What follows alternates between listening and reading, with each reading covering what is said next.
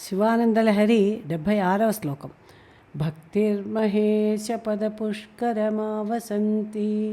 కాదంబినీవ కురుతే పరితోషవర్షం సంపూరితో భవతి యస్య మనస్తటాకః తజ్జన్మ సస్యమఖిలం సఫలం చ నాన్యత్.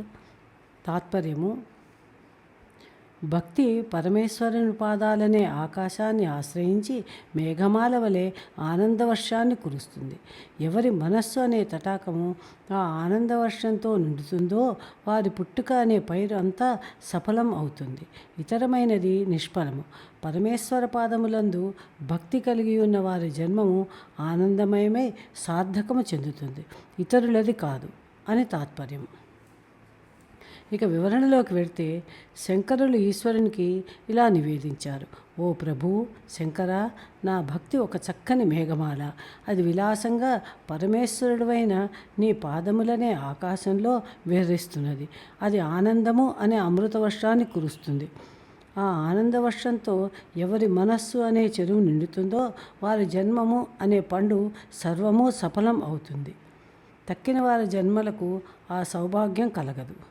నీ చరణారవింద భజనం వల్ల మాకు ఆనందం సిద్ధిస్తుంది. అదే నిజమైన ఆనందం. తక్కినవన్నీ ఆనందం వల్ల కనిపించే దుఃఖాలే. ఇందులో భగవత్పరమైన భక్తిని శంకరులు ఒక మేఘంతో పోల్చారు. భక్తి అనే మేఘం ఈశ్వరపాదము అనే ఆకాశంలోనే విహారం చేయాలట. ఆ భక్తి మేఘం ఆనందము అనే వర్షం కురుస్తుంది. అప్పుడు మనస్సు అనే చెరువు నిండుతుంది.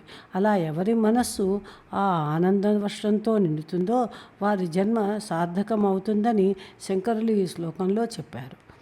ఈ శ్లోకంలో శంకర భగవత్పాదులు భక్తిని మేఘంగా వర్ణించారు. మేఘము ఆకాశంలో ఉండి వర్షం కురిపిస్తుంది. భక్తి భగవంతుని పాదంలో ఉండి ఆనందమును వర్షిస్తుంది. వర్షం కురిస్తే ఆ నీటితో చెరువు నిండుతుంది. ఆ చెరువు నీటితో మాగాణి పొలాలు చక్కగా పండుతాయి. భక్తి మేఘం కురిపించే ఆనందవర్షంతో హృదయం నిండి జన్మ సాఫల్యం అవుతుంది. భగవంతుని పాదములందలి భక్తి చేతనే ఆనందం ప్రాప్తిస్తుంది. ఆనంద ప్రాప్తి వల్లనే జన్మ సాఫల్యం కలుగుతుందని శంకరులు చెప్పారు. తేషాం సుఖం శాశ్వతం నేతరేషాం అని శృతివాక్యం. మచ్చిత్తః సర్వదుర్గాణి మత్ప్రసాదాత్ తరిష్యసి అని స్మృతివాక్యం ఉన్నది. ఇక పాదార్థంలో కూడా పెడితే, భక్తిర్మహేశ పదపుష్కర మావసంతి. భక్తి అనగా దైవభక్తి. మహేశ్వర పద అనగా ఈ శివుని పాదములు అని. పుష్కరం అనగా ఆకాశంలో. ఆవసంతి అంటే స్థిరంగా, అంటే భక్తి ఈశ్వరపాదం అనే ఆకాశంలో స్థిరంగా నిలిచి ఉన్నది అని. కురుతే అంటే కలిగిస్తుంది, అంటే భక్తి ఈశ్వరపాద పద్మములను నిలిస్తే ఆనందవర్షం కురుస్తుంది అని. మేఘములు ఆకాశంలో నిలిచి వర్షించిన విధంగా భక్తి ఈశ్వరపాదాలపై స్థిరంగా నిలిచి ఆనందాన్ని వర్షిస్తుందని భావం.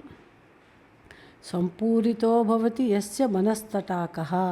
యస్య అంటే ఏ పురుషుని యొక్క, మనస్తటాకః అంటే మనః ప్లస్ తటాకః అంటే మనస్సు అనే చెరువు సంపూరిత భవతి అంటే నిండుతుందో, అనగా భక్తి మేఘం కురిసే ఆనందవర్షంతో ఎవరి మనస్సు నిండుతుందో వారి జన్మ సఫలమవుతుంది అని.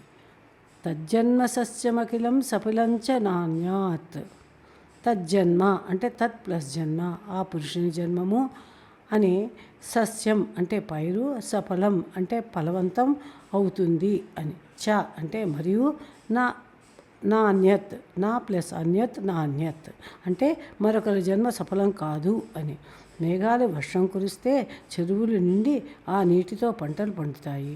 అలాగే భక్తి మేఘం ఆనందవర్షం కురిస్తే ఆ ఆనందవర్షంతో ఎవరి మనస్సు నిండుతుందో వారి జన్మ ఫలవంతమవుతుంది అని శంకరుల వారి భావం. 76వ శ్లోక విశ్లేషణం సమాప్తం. ఓం నమః శివాయ.